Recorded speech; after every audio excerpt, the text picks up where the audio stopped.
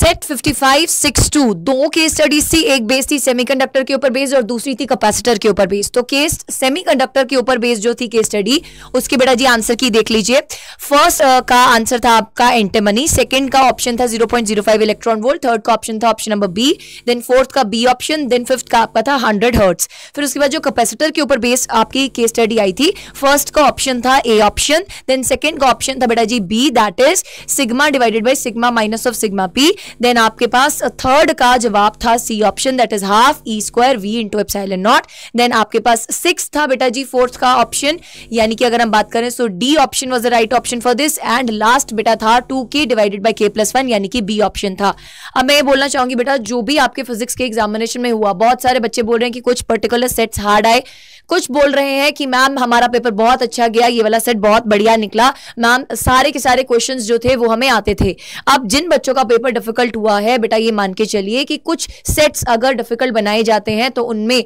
आपकी grace marks के chances भी ब्राइट हो जाते हैं। सो घबराए नहीं, फिक्र ना कीजिए, आप अपने केमिस्ट्री के पेपर की तरफ अब अलाइंड हो जाइए, बिकॉज उसमें अब जितनी भी कमियां फिजिक्स में रह गई हैं वो बेटा पूरी करनी है। तो जी जान लगाकर मेहनत करिए। Don't forget to subscribe to the channel, press the bell icon and जुड़े NCERT NEET Adda 24/7।